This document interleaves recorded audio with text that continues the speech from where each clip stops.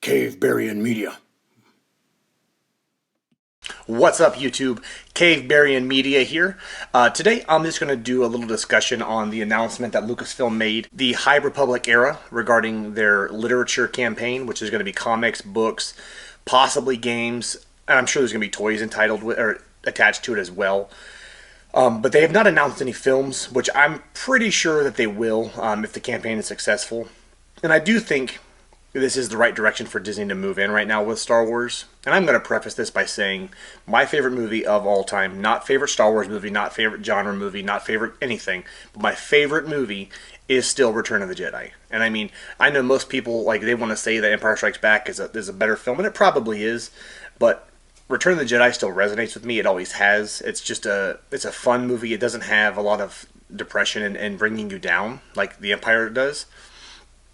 But it just has, to this date, there's never been a better space battle. I've never seen a better one. The battle over Endor is amazing.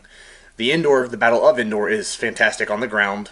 And the lightsaber duel, it's not the most intricate, but it's the most fun in my opinion. It's so intense.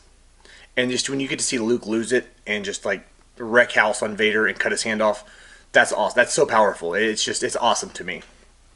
But I digress.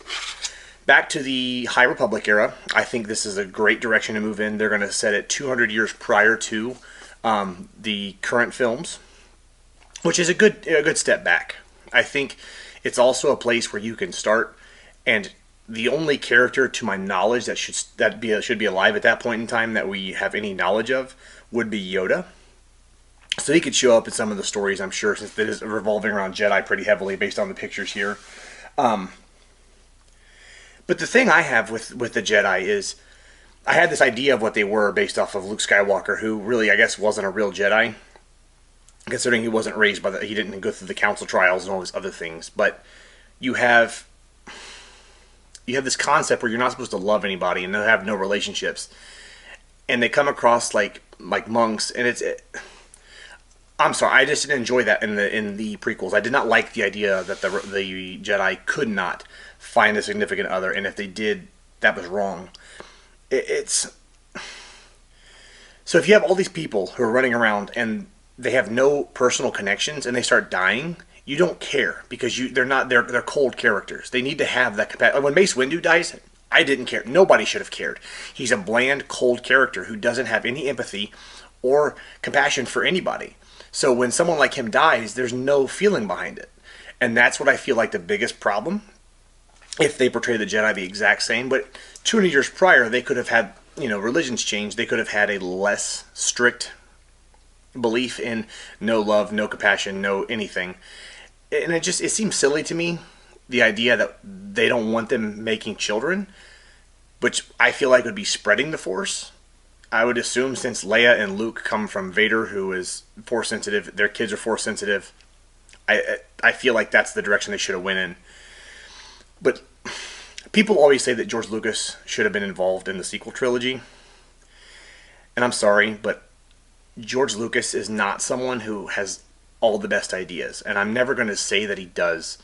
When I was a kid, I idolized the guy. I thought he was fantastic because he made my favorite movies. But I was born after all the original trilogy, but they were my favorite movies. My brother and sister exposed me to them, so I loved them. And I only had the toys my brother had left over, and then I could still pick up some of like the last waves of the Power of the Force. I could find those, and I remember buying the B-Wing pilot, and I don't know why I picked him because he's a terrible toy. But I grew up in an era where I was almost shunned because there's only one other kid in the entire school who actually liked the movies, and it's because his parents showed them to him. I went to a very small school. I was the only like super nerd, I guess, in my opinion, because I collected everything. If there was Star Wars on it, I was buying it. And then in '95, we got the Power of the Force 2, which was, for me, I was over the moon. The day I walked into my local Kmart and found Luke and Vader, they were the last two figures left. I played with him so much, it's unreal, because it was the first time I could actually go in the store and pick up toys based on my favorite property. So George Lucas then announced shortly thereafter the special edition, which I was super into because I like the CG effects, and there's some things they changed that I thought were great. Other things I'm just like, Regardless, the man had some good ideas, and the dewbacks looked awesome. But then the prequels were announced, and I'll never forget. I bought my tickets early. Me and two of my friends went to the theater, and we watched it. And I'll never forget leaving that theater as a young boy, just thinking, "What did I just watch? I mean, that's not Star Wars." And I know I wasn't the only person who felt that way. It was pretty universal. So episode 2 comes. It was only better because there was more action, but it was just not a good movie. And if you want to, I mean, the scene at the end with all of the clone troopers lined up and you see in the visor the reflection, it looks so fake. It looks just like the Clone Wars cartoon, but that's a cartoon. This was supposed to be photoreal movie, and we were getting trash, in my opinion. This is Lucasfilm ILM, who they made Jurassic Park, and it still holds up. But they couldn't make their own movie look believable. This is the same year that The Lord of the Rings, I believe, launched in 2000. 2001 is when it came out. And so we had, I think the Two Towers was 2002. Regardless, within a year, Two Towers was out. Those effects were mind-blowing compared to what we got from ILM, which was the apex of digital theater and digital effects. It's not, and they couldn't give us a believable scene. George Lucas then comes back 3 years later, 2005. We get Revenge of the Sith, which is the best of the three, and it's still not good. It's not terrible like the other two, but it's one of those movies that you go back and you watch it and you can pick out the moments that are freaking awesome, but it's also full of things that are just dumb. The acting in all of these movies is just atrocious, and I don't blame Jake Lloyd, I don't blame Hayden Christensen, I don't blame Padme, I don't blame any of these people. It's the director, and that's why it makes me so upset when people, we should give it back to Lucas, because Lucas had one good idea, and that was the original concept of Star Wars. So we had Star Wars, but we had an editor, and we had George Lucas's wife, who they literally put their thumb on George and said, no, this is a bad idea. You have to do this, this, and this. It's been documented multiple times that these two stepped in and told George, this is a bad idea.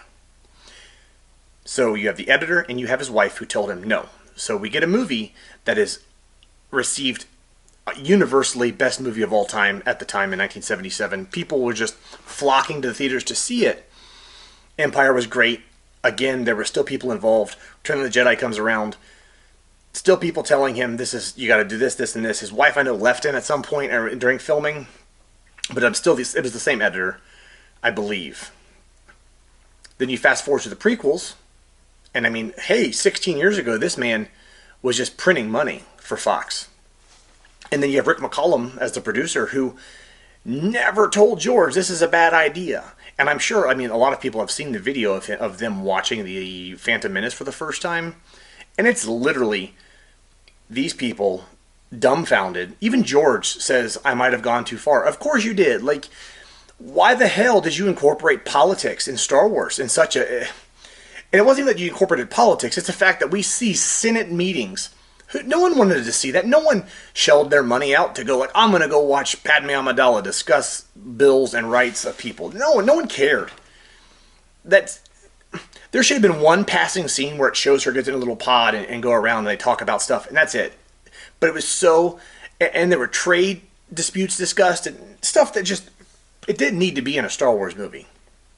And this is the man that they wanted to give... That some of the fans are clamoring for him to get, like, oh, give it back to George. He would have made better movies. No, he wouldn't have. Fact of the matter is, anybody who's a passionate fan of Star Wars and really is a passionate fan would have sat down, and if they had given them the ability to do 3 movies with a direction, rather than you write this movie and this person writes this one and this person writes this one and we'll just try to puzzle piece them together. It's not how this was done. Back to George. People want to say that George had this grand idea. You can watch those 3 movies and tell the original trilogy that there was no planned outline. He wrote the first movie, hoped for more.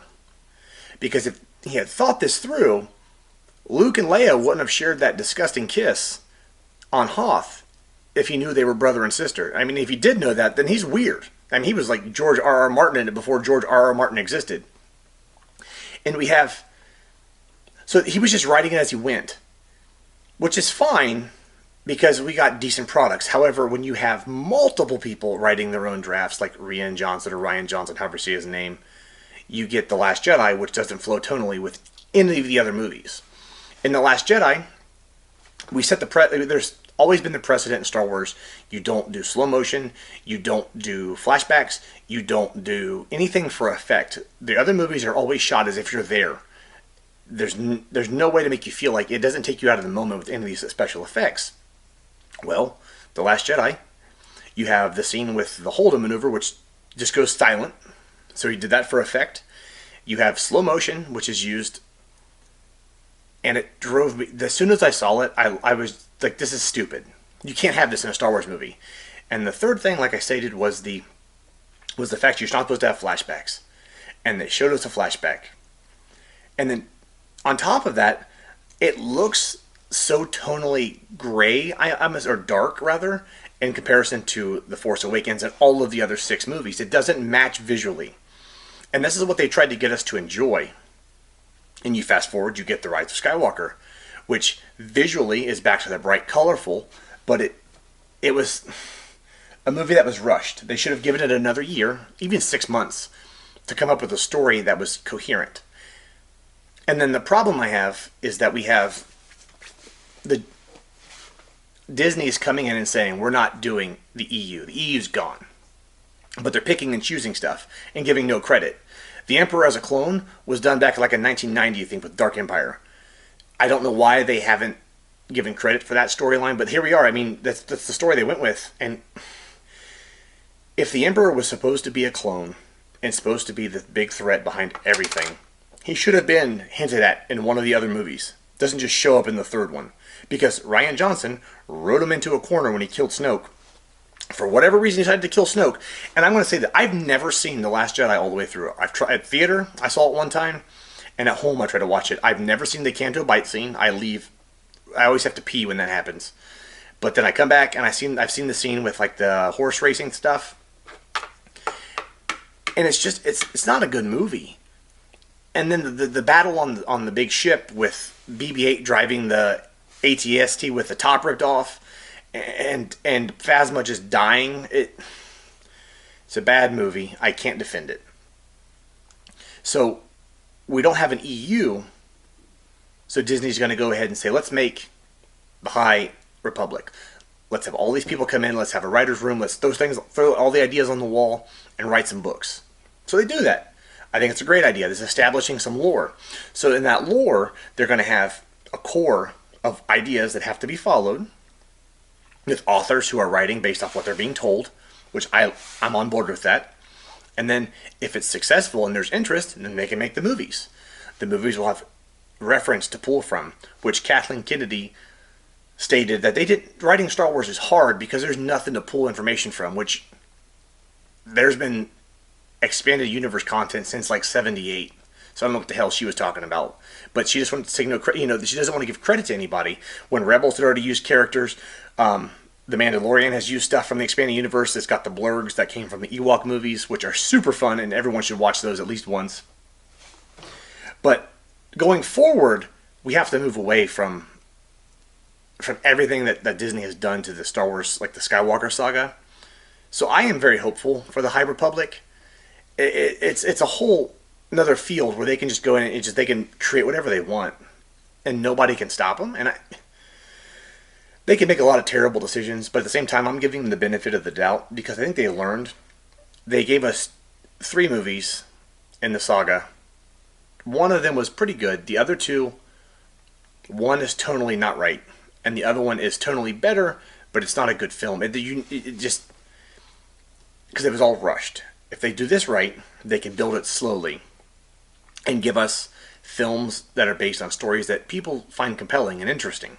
So that's where we're at. I'm super excited to see if they can translate cool stories from these books into film, because I'm never going to not like Star Wars. It's my first fandom.